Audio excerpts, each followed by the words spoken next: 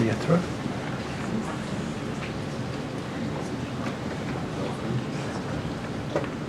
Okay, my name's Colin, and this is Jace and Eric.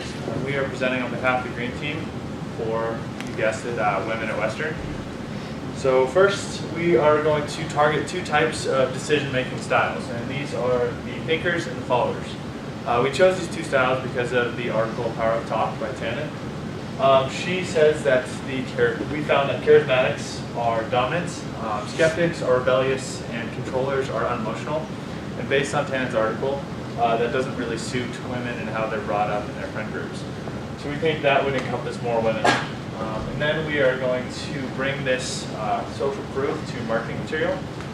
We think social proof will effectively persuade thinkers and followers. And that's going to help persuade them even more. And in the marketing material, social proof will be the success of women.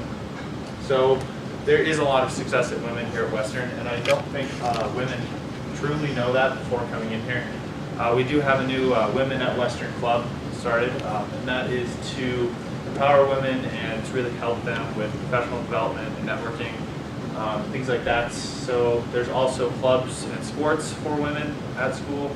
We have women's ice hockey, women's rugby. Those are kind of not your typical sports, which is great too, along with volleyball, basketball, figure skating, and things like that. So if we appeal with that social proof to women, I think we have a better chance of attracting them. So I'm going to discuss connecting emotionally. This is Jay Conger's fourth step in his persuasion process. Pretty much he just discusses how important it is to get on the same emotional level as the person that you're communicating with and really trying to persuade. You just want to establish common ground in between you so they feel more connected and more like you're similar to them already. And from there you can really connect deeper and just better persuade them in general.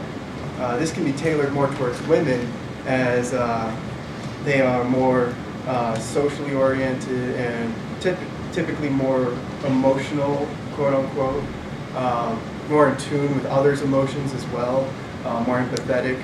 And as long as we can tailor our resources that we present them with to really represent that, I think it would have a good effect. I'm going to turn it over to Jake.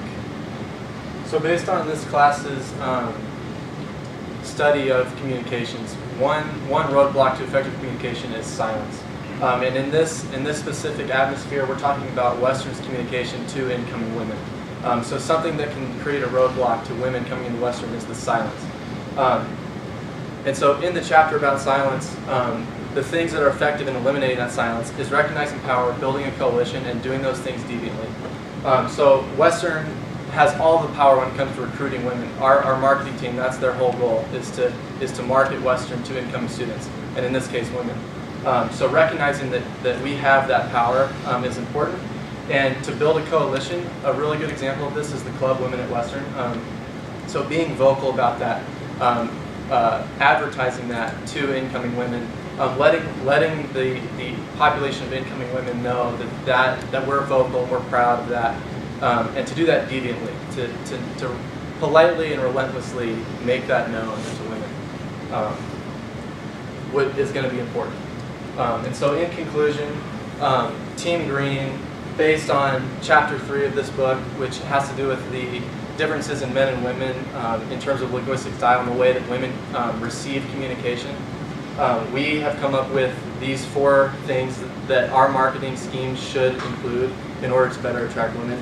And that's advocating to thinkers and followers, promoting social proof, connecting emotionally, and breaking the silence.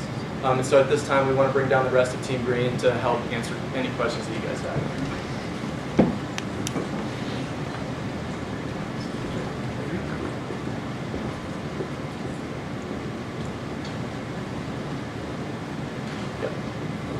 You suggested connecting with women emotionally, but beyond that, you didn't really explain how do you connect with them. So our ideas on connecting emotionally are testimonies and statements by women here at Western, showing their success. That will also play in social proof. So if we have someone in like in our marketing material with a quote of how they like Western, maybe how they met their friends here, how they found their community here, I think that can feed into the emotional side of persuasion. Yeah, testimony is huge, and a lot of groups touch on that. But this, based on our study of communications, a lot of boxes are created in terms of roadblocks towards effective communication. And testimony and connecting emotionally checks off a lot of those boxes in terms of eliminating those roadblocks. This idea has been presented many times throughout this class, the difference between followers and charismatics. Are we letting the followers and charismatics know that they're being targeted as followers and charismatics? I don't think that's very important. That whole chapter is on decision-making styles. In my response to what we should do with decision-making styles, I picked charismatics, thinkers, and followers, and that's mainly because it covers the widest range of decision-making styles. It's, I think, 72% of all decision-making styles. So in that way, kind of how you guys mentioned that philosophy of the funnel, that's at the top. That's opening that funnel as wide as we can and bringing as many women into the funnel as possible. Does that answer your question? Yeah, and do you think that there's any negative connotation associated with being a follower, and that if for some reason you found out that all of a sudden you were treating them as followers? Yeah, so being the follower decision style doesn't tag you as a follower. It's a tested and true, studied